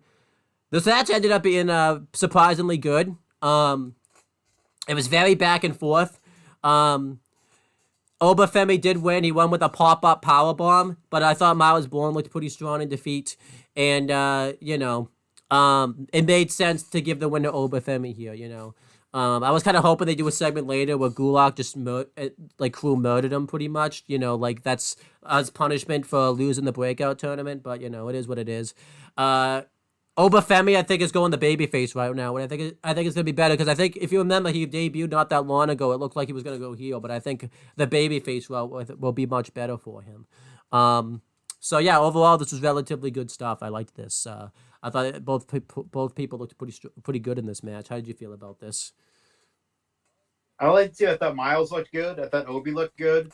I liked it. It was really good. It was really good. I liked it. Obafemi's looking like a big time face. Booker T was being really weird at commentary for this match. He was just saying weird shit that like Vic Joseph even at one point was just like, "What are you talking about?" Like he was just like, At least he was like not talking about someone that was on commentary. Yeah. With him. We did find out the rest of the tournament brackets. As of this moment, it was Riley Osborne versus Canoe Carver. And then it was Luca Cusafino. He's facing somebody. I forget who he's facing. It's the other guy. And at that moment, it was Trey Bearhill versus I know his name too. I just saw him a minute ago, but it's like that guy that's like a football player that was just brought in recently. So you'll have to look it up. But I tried taking a screenshot. I tried taking a screenshot of the bracket, but because I was watching it on my phone via Xfinity stream, and every time I took a screenshot, it just did a black screen, so it wouldn't let me take the screenshot. But but it does. But you know that match, Trey Bearhill. Of course, the guy I needed to remember doesn't even end up being in the match at the end of the day. So, but yeah. Was it Riley? No, because he shows up. It's Riley. Tavion Heights. No. Oh, well, that's who's facing Luka Kusafi. Against Luka. Who's the other guy? Who's facing? Who was supposed to face Trey Bearhill? Let's see. Trey Bearhill versus Dion. Yeah, Lennox. that's who it was. Then Lara Valkyrie's backstage. Basically, Nikita Lyons and Lara Valkyria talk about how they both want to get their hands on the respective people they're looking to go after. And then the fact that they talked about how Nikita Lyons sucks. That would have been funny. And then she opens her locker, and Nikita Lyons is like, "Why do you have this in your locker?" And it's like a picture of Lara Valkyria and Becky Lynch, but instead it's not Becky Lynch there. Her head was like replaced with Tatum Paxley's. And, Lara Valkyria is suspicious about this because she somehow got into a locker. Even though if you see her locker, she doesn't have a lock on or anything like that. It was pretty easy for her to get into it. She could just easily deface it. So, they're still going with that. They're doing something with Tatum Paxley and Lara Valkyria. Lesbian angle. Yeah, so that'll be interesting. This segment was just weird. How do you feel about this? Like you said, like it's just fucking weird. Odd. Then Tiffany Stratton gets interviewed, and she talks about pretty much how she's better than Fallon Henley, and she talks about how she's got much of a better lifestyle than her. And then she kept cutting off Kelly Kincaid, and when she was finally going to let her talk, she just walks away, and Kelly Kincaid was just speechless about this. So whatever. I didn't like this. She was fucking speechless. I don't know why she didn't just go, "Hey, come back here. I have a question." Like, they always have like a dumb fucking look on their face. I'm missing Mackenzie Mitchell. I think she was much better at this. I don't know why they got rid of her. What did you think? I don't know. I mean, maybe she just wanted to. I don't know. I mean, it looks like she's. If you look at her Instagram page, it looks like it was mutual because she's just doing her business now. So, but it is what it is. Yeah, good for her. Maybe she was doing something else. She was. She wanted to do something else. It's funny. If I don't know if you heard, there's a lot of people were making the joke because it was like the week CM Punk came back. They're like, "Oh, they're getting rid of her to afford CM Punk's contract." It was really fun. Like all of the AEW diehards are like mad that she got released. Like I think she would have been. Yeah. I think she would have been released. I mean, they don't watch anyway. So what's the I think deal? She was gonna get. I feel like she would have been released anyways, whether Punk was there or not. Like, yeah, or whatever. I mean, they're not gonna watch it anyway. Yeah. So why do they care? But anyhow, then we had the NXT North American Championship Open Challenge. It was accepted by Tyler Bate. This was awesome. This was a hell of a match right here. And eventually Dragon Lee won with the... he has a new finisher for me. I think it's the Dragon's Inferno, he called it, but it's like the stand-in sea fire that you see in the video games. But this was awesome right here. Hell of a match. And... Dragon Lee retains the championship, which was absolutely the right decision. So this was a hell of a match. I wish this match got the picture-in-picture break, so we could have seen the whole match. That would have been awesome. But what did you think of this? The whole match should have been picture-in-picture. No. What did you think of this though? I thought it was a really good match. Again, Tyler Bate looks really good. From what I read, right now he's due for a main roster call-up. I thought he was going to be the guy that was going to get the U.S. title spot with Grayson Waller, but that didn't look like to be the case. Yeah. But anyhow, we'll talk about that later. Then Briggs and Jensen are backstage. They're hyped up about their victory. Fallon Henley's not, though. She's just looking to get her hands on Tiffany Stratton. And Briggs wants a challenge for the cup, because obviously he pinned Noam Dar, he feels like he's older cop, but Jensen doesn't think he can work that style, obviously because it's the round style. He's never used to that style. And I love Briggs just basically says, well, if I knock him out, though, I don't have to do that style, which is like so true. Yeah. And Jensen's just like, okay. So it does look like they're setting up like some type of split between Briggs and Jensen. Again, by the way, between Briggs and Jensen. Which I don't like. I don't know who would go heel either, because at Deadline it looked like they were setting up for Briggs to go heel, but here it looks like they're setting up for Jensen to go heel. So I don't like all. But even Why can't? I mean, by the looks of it, it probably should be Briggs. Honestly, By the looks of it, should he just looks like he looks kind of like almost like a Bradshaw heel. But no one should go heel. They should just stay together. But yeah, but like he could be like an asshole type of heel. Yeah. But anyhow, I didn't like. I liked this, but I don't like where it's going. How'd you feel about this? Yeah, I prefer them to just stay as a fucking tag team. They've already tried one time before and it failed miserably. Yep. Then Lexis Kin and Ava's backstage, and Ava's talking about how everybody in the tournament wants to get their hands on Lexis Kin now, which isn't possible because it's not round robin. Once they're out, and Lexis Kin's on. I don't understand. She didn't really explain that very well, but Lexis Kin's just like, okay, so I'm in the tournament, and she's like, yeah, you're in the tournament, but you better watch your back. So he's basically replacing Trey Bear. What a loser Trey Bearhill is, by the way. All that happened to him was he got hit in the back with a chair, by the way, and he's like a big dude, and he can't be at the tournament now all of a sudden. He looked like he was in a lot of pain. Yeah. Which makes me think that he's never been hit with a chair before in his wrestling. Yeah, it's just like, okay.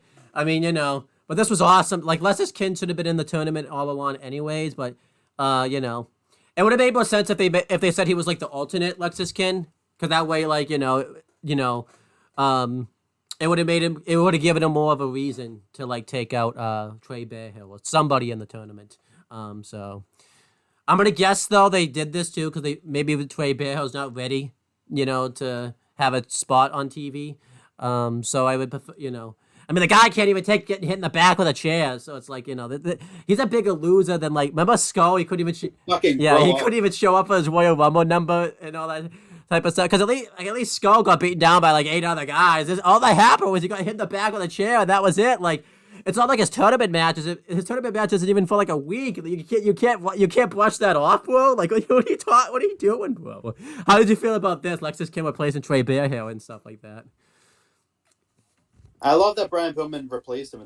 He deserves to be in the tournament. Probably should have been in the tournament to begin with. But I like the way that he went into it because he's a heel. So it's like he bashed him with he bashed Trey Bearhill with the chair and took him out, and then put himself in basically. Mm-hmm. But at the same time, it also. It also will further along, maybe in the future, a storyline between the two. They're just gonna do one match, and Lexis Kin will just win that match, and that'll be it, right? Like, not like Trey Bearhill is gonna be like, a bigger timer. Oh, it's gonna squash, but like it gets him on TV again. I guess Ava's the new GM now. It looks like, like because Shawn Michaels all of a sudden he's afraid to be on NXT. If you can tell.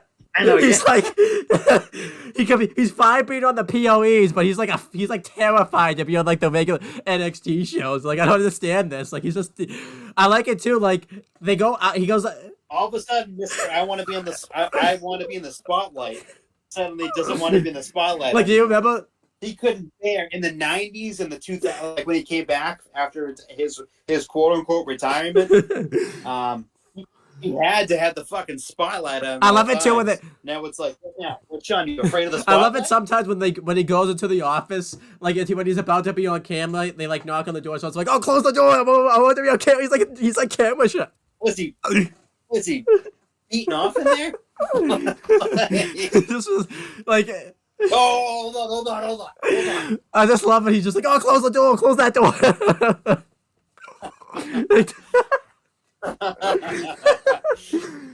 Didn't get caught in an act. I just love it though. He's just like, I watched someone go into his locker room or like his office. Do you remember like that one time when it was like Braun Breaker and Baron Corbin like broke down like his office, like tore the wall down? He was just like, "Quick, get in here! Get in here! I don't want to be on TV." He's like trying to hide himself, dude. Run! But the pay-per-view, he was the PLE. I mean, he was completely fine being on the TV. He was just like, yeah, But Yeah, let's go. regular NXT. Yeah. No. Oh no! Get away! He's so like dead set on not being on TV. He's just having Ava making all the matches for him. He's just like, Ava, go out there. Come, Howie, I don't want to be on TV. Get out there. Like, Terrified that someone's gonna actually like him. what is going on? Like, this is awesome. Then we had we were supposed to have Dijak versus Eddie Thorpe, but before Eddie Thorpe can really make his entrance, he gets attacked by Dijak, and they fight for a bit. Dijak is thrown in the steps. He got busted open somehow. I don't exactly know how he got busted open, but he... With a big gash, too, like on the side of his head. And then eventually, Eddie Thorpe gets thrown into the turnbuckle and it completely explodes, even though Bronson Reed and Ivar did like a superplex. It didn't break the win, but for some reason this broke the win. I don't understand that. I guess the NXT win's not as sturdy as the main roster win. You gotta up the game right there. So then afterwards he just beats him up with the top turnbuckle, and then afterwards he takes him and he like does a gorilla press him and throws him onto like the bottom turnbuckle. And yeah, he didn't look very good. Okay, this was fine. I liked this. I don't like Eddie Thorpe getting his ass kicked every week. It seems like ever since he's come back, he's just gotten his ass kicked. So there you go. It seems like weird too, because he came back. He didn't even want to go after Dijak anymore. Like it was pretty much Dijak that went after him. So it's just like, okay, but whatever. They're probably setting up to some type of stipulation match at New Year's Eve. But this was good for what it was. How'd you feel about this? I liked it. Again, like this feud's been really good. The beatdowns have been great. Dijak looks super strong coming off of his loss in the Iron Survivor Challenge. I genuinely liked it here. Eddie Thorpe looks strong. Even getting his ass beat, like he's going to come back strong. Because he's been pushed as kind of the resilient babyface. Yep.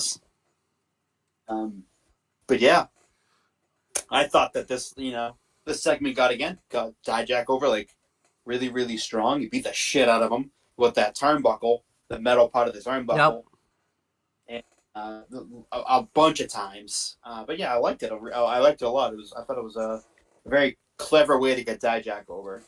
And then unfortunately, we have like the worst segment of the week. I think it's like the worst segment of the week every week at NXT. It's the Chase U segment, which I hate saying that, but it's just become that way now. They're just having a meeting, I guess, because they're not supposed to do classes right now because classes have been postponed. Even though they would have been anyways, because it's supposed to be semester break, so they would have been postponed anyways. I don't know. But yeah, Andre Chase, was wondering like how things are going, trying to get money raised for, so he can pay off his debts or whatever. And one of the students says, that they did the bake sale and they only made like $66. Must have not been very good sweets then. And then one of the other students mentions that they did the car wash and they got like $200. And Duke Hudson mentioned, that doesn't really pay a lot of their debts and all that type of stuff. It doesn't really do much for them. And then Thea Hale is just on her phone for some reason. And I guess she sees on the card somehow that Riley Osborne's match was next. And they want to go watch their matches, so Andre Chase gives his seal of approval to go do that, because they're going to go watch in the Chase U section. Yeah. I don't like that bit. And then after this, Scripps comes in, and he hands Andre Chase a briefcase, and basically, this is kind of like, scratch your back, scratch my back. So, yeah. Why are they including Scripps into this? The family would have made more sense since they started this, but they're doing the Scripps instead. This storyline with Chase U's terrible. We've been saying it ever since we started this show, pretty much.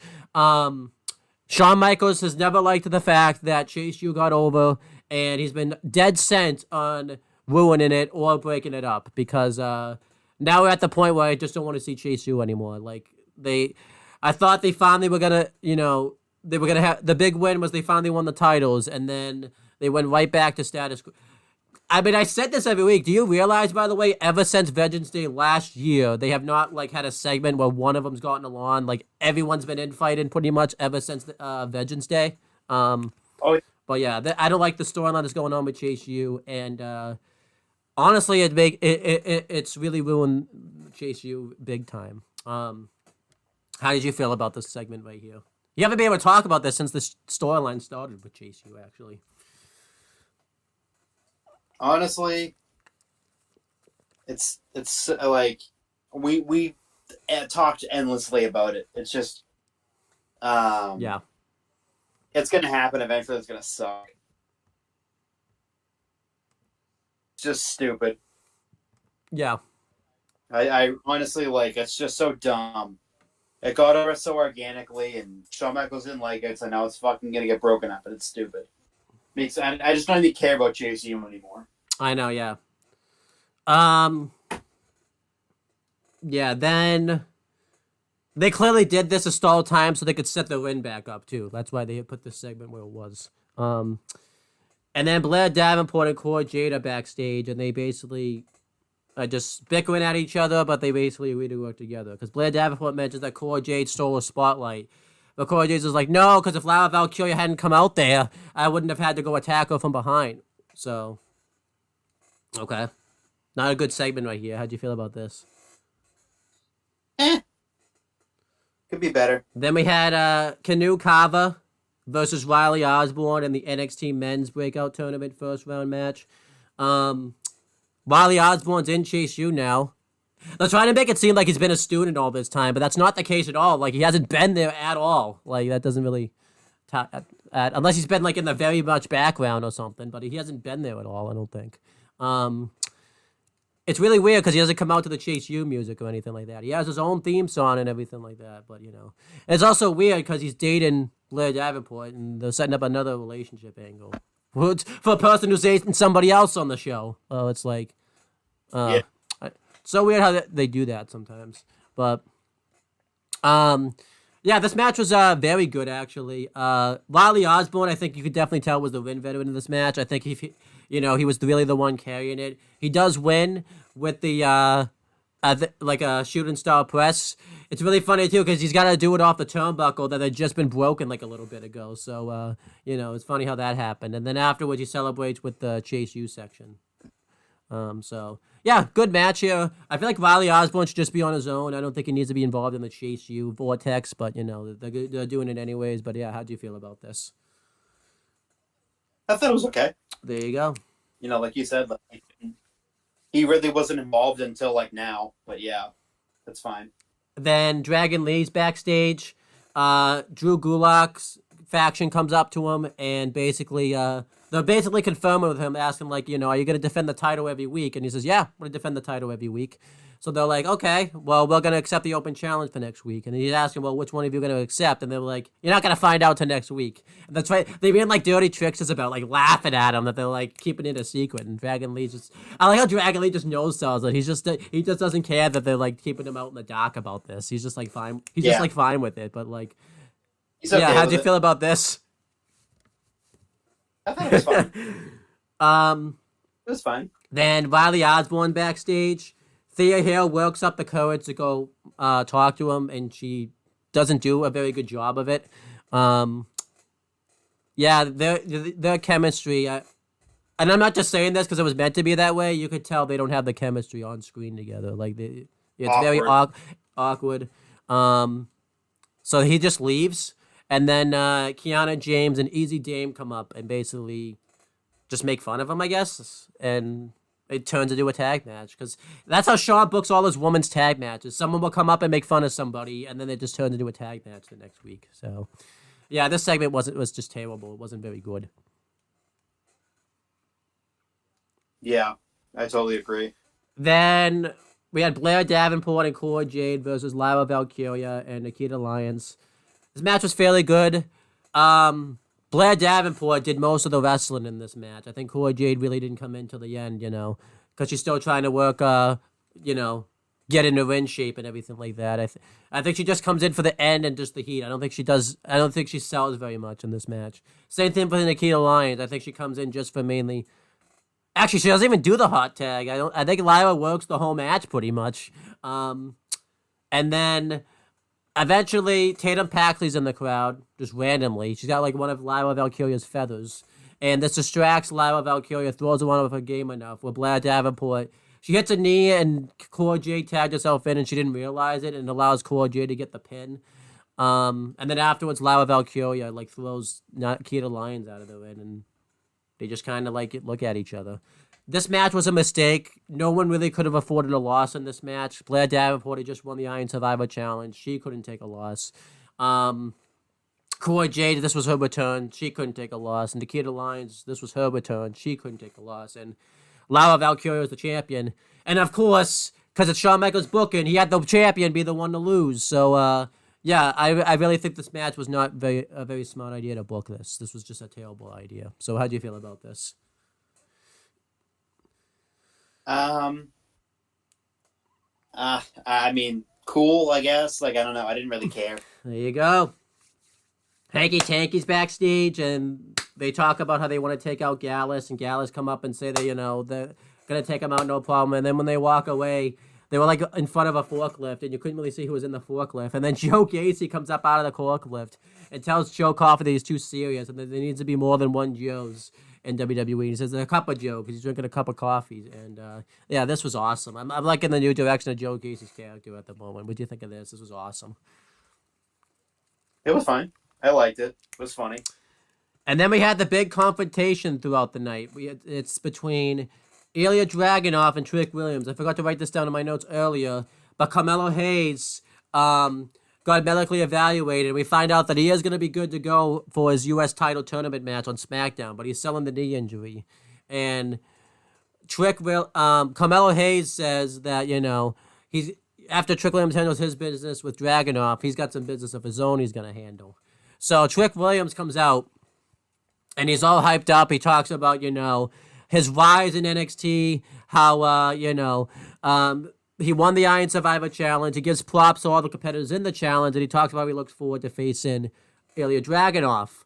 Ilya Dragunov comes out, and Ilya Dragunov talks about how he's been watching Trick Williams' progression, and he said that, ever since that they faced off all that time ago, Trick Williams has really improved and upped his stock in NXT. However, Ilya Dragunov sacrificed Loft just to get the NXT championship, and he said that he's not going to give up this title lightly. And he said, that he tells him to put up his best performance. And Trick Williams says that, a few months ago, you could have told that to me, and I would have, I would have proved you wrong. But now he talks about his stocks went up, and he needs to win the NXT championship. So they kind of have, it looks like there's the respect, but they want to beat each other. And then Carmelo Hayes comes out selling the injured knee. And, he comes out and talks about, how he came to handle business because he knows who attacked him. And it's Ilya Dragunov.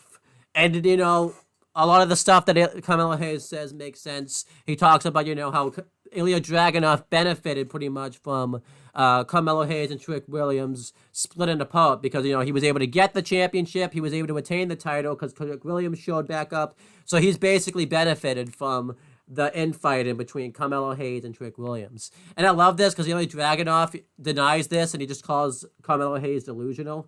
And then, Trick Williams wants to believe Carmelo Hayes, but he says that, Ilya Dragunov, him have a history and everything like that.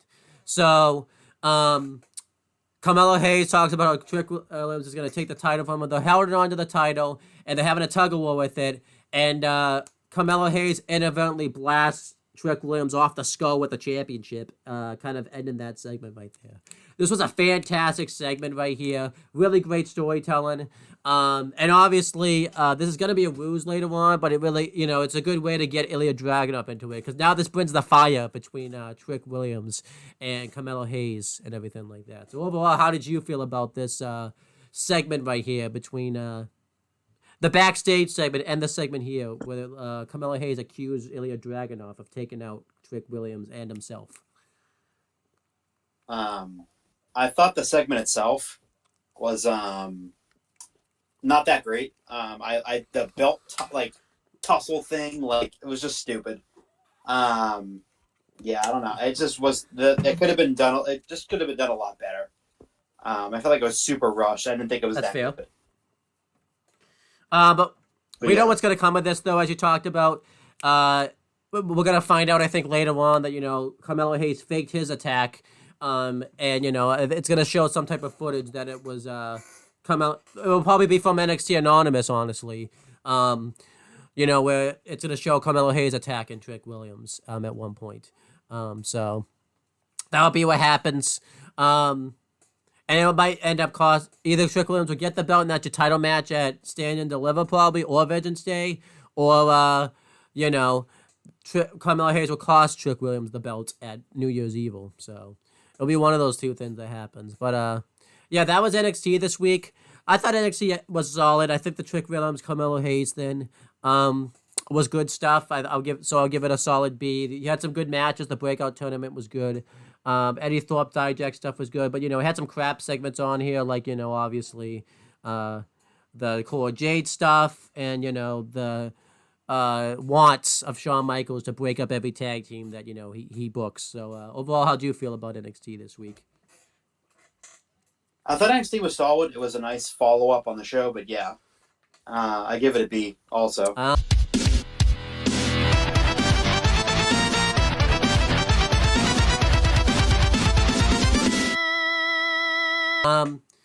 And you have some news, by the way, that a certain person was backstage on NXT this past week. CM Punk was there. Not on camera, obviously, but just being behind the scenes. Everyone loves him back there already, so it's pretty cool. So that's cool stuff. And that's pretty much it for this episode of WWE Aftershock. You only have one more this year, Chris, and then you don't have to do any more this year. I know. You're nice and safe. Yeah. You don't feel like you have to look over your shoulder and all of a sudden there's another show. What are you gonna do though if I'm just if I text you and I'm just kind of we're doing a show next week. You're gonna be like, no. You're gonna put your head down. You're gonna go to bed. I think you're just gonna go to sleep. You're just gonna be like, no. Don't go to sleep. Yeah.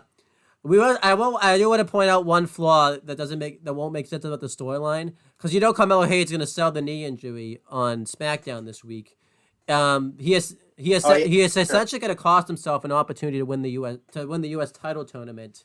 Once we find out that the storylines are woo, so that's gonna be weird. You realize they're not going to explain that too. They'll just act like that never happened. So, but whatever. Overall, that's this episode of WWE Aftershock. We got to do some plugs and promotions. Is there anything you want to plug or promote in your little world right now? Anything you want to plug or promote? Anything else? No, nothing really. Just check out the channel. We only have 2 more videos coming out this year, so make sure you watch it. Make sure you dissect that channel. You'll watch the crap out of that video. You watch it 4 times in a row. That's all you do all day is just watch my channel. I know Chris Dodd's not going to do that. He's not going to watch my channel all day. He's going to No, I won't. He's probably going to go watch other channels. He's going to watch every channel except my channel. He's like, nah, I ain't watching that. But anyhow, that's pretty much it, guys. And since this is being recorded in the past, we will talk to you guys in the future. These nuts, nigga, was fucking your mama so hard she was sucking my dick. Caught your jit ass in the streets, you bitch ass nigga. You was sucking so much dick, I heard you swallowing that shit. You had up in your jaws. And I fucked your mama backwards.